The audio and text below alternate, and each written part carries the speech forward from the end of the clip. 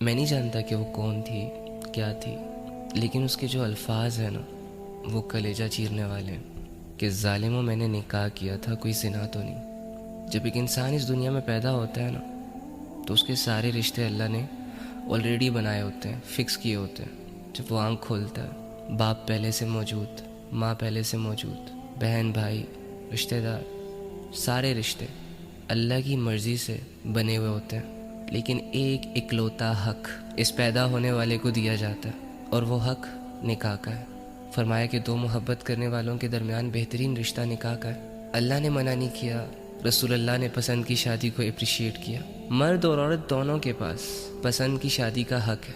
والدین اوپینینز دے سکتے ہیں، رائے دے سکتے ہیں، سمجھا سکتے ہیں، ریسرچ کر سکتے ہیں، لیکن والدین خدا بن کر، گھر والے رشتہ دار خدا بن کر کسی کی شادی کا فیصلہ نہیں کر سکتے۔ یہ اللہ کا دیا ہوا ایک اکلوتا حق بھی بہت سارے لوگوں سے چھین لیا جاتا ہے۔ جہاں ان کی مرضی نہیں ہوتی وہاں ان کی شادیاں فکس کروا دی جاتی ہیں، اور پھر ساری عمر ان کا پوچھا تک نہیں جاتا۔ جب ان کے درمیان کلیشز آتے ہیں کوئی سارٹ آؤٹ کرنے کے لیے نہیں آتا۔ وہ رشتہ جو محبت سے چلتا ہے، جس کا ایندھن محبت ہے، عزت ہے، وہ خاندان، سوسائٹی اور معاشرے کی وجہ سے بوجھ بنا دیا گیا۔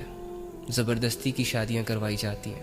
جب لڑکیاں اپنے لیے سٹینڈ لیتی ہیں تو انہیں دھمکیاں، ایموشنل بلیک میلنگ، ڈرایا دھمکایا جاتا ہے۔ کیا کرے وہ بیچاری؟ ایک باپ کو یوں لگ رہا ہوتا ہے کہ یہ سب کر کے ہم اپنا حق ادا کر رہے ہیں، ایک بھائی کو یہ لگ رہا ہوتا ہے کہ یہ سب کر کے ہم خاندان والوں کو خوش کرتے ہیں۔ سوسائٹی کے دو چار مردوں کو خوش کرنے کی خاطر غلط فیصلے کرتے ہیں اور اپنے آپ کو مرد بنانے کی کوشش کرتے ہیں۔ یہ ابھی جو ایک واقعہ ہوا ہے بلوچستان میں، ایک بہن کو گولیاں مار کے شہید کیا گیا، اور اس کا ظلم صرف اتنا تھا کہ اس نے پسند کی شادی کی، نکاح کیا۔ یہ جن سو کولڈ غیرت مند لوگوں نے دو چار لوگوں کی باتوں میں آ کر یہ کام سر انجام دیا، اگر تم واقعی مرد ہو، اگر تم واقعی اتنے بہادر ہو، رات کی تنہائی میں 2 منٹ کے لیے اپنے آپ کو صرف اس لڑکی کی جگہ امیجن کرو، اور وہ گولیاں جو اس لڑکی کے سینے سے آر پار ہوئیں، جن سے اس کی زندگی ختم ہوئی، صرف تصور کر کے دیکھو کہ وہ تمہارے سینے سے آر پار ہو رہی ہیں، اور تمہارا جرم صرف اتنا ہو کہ تم نے ایک حلال طریقے سے اپنی خواہش پوری کی، جس میں اللہ کو کوئی مسئلہ نہیں تھا، رسول اللہ کو کوئی مسئلہ نہیں تھا، اسلام کو کوئی مسئلہ نہیں تھا، لیکن تمہاری سو کولڈ سوسائٹی کو اس فیصلے سے مسئلے تھے۔ تمہاری روح نہ کانپی نا، تمہاری یہ غیرت تمہاری کھوپڑی کے آر پار نہ ہوئی نا، تو کہنا شرط یہ ہے کہ اگر ضمیر زندہ ہو، لیکن ایسے لوگوں کے ضمیر زندہ کہاں رہتے ہیں؟ یہ تو لوگوں کے ہاتھوں کی کٹ پتلیاں ہوتی ہیں، ان کے اپنے دماغ تو سن ہو چکے ہوتے ہیں۔ ان سے تو جب کہا جاتا ہے کہ یار تم جس کام کو غیرت کا نام دے رہے ہو وہ سب سے بڑی بے غیرتی ہے، تم جسے بہادری سمجھ رہے ہو وہ سب سے بڑی بزدلی ہے، تو آگے سے پتہ کیا کہیں گے؟ آگے سے کہیں گے یار اگر ہم ایسا نہ کریں تو پھر لوگ کہیں گے کہ بے غیرت ہے۔ لہٰذا اپنی غیرت کو بچانے کے لیے ان غیرت مندوں نے وہ بے غیرتی والا کام کیا جو ایک مرد کے ساتھ سوٹ نہیں کرتا، جو ایک مومن کے ساتھ سوٹ نہیں کرتا۔ جانتے ہو مظلوم کی دعا اللہ کے عرش کو ہلا دیتی ہے یار۔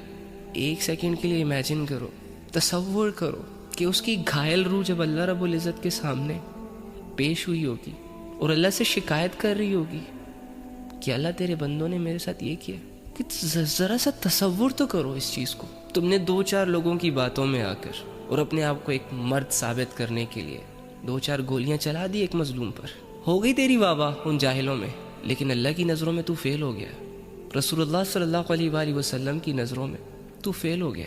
تو صرف ایک انسان کا قاتل نہیں ہے برو، تو نے ایک انسان کو مار کے پوری انسانیت کو مار دیا۔ تیرے ہاتھ نہیں کام پہ یار، ایک سیکنڈ کے لیے بھی تیرے دل میں یہ خیال نہیں آیا کہ مجھے رک جانا چاہیے؟ جس بندے کو اللہ نے جینے کا حق دیا اس بندے سے میں ہوتا کون ہوں جینے کا حق لینے والا؟ جس بندے کو اللہ نے زندگی دی ہو میں ہوتا کون ہوں اس سے اس کی زندگی چھیننے والا؟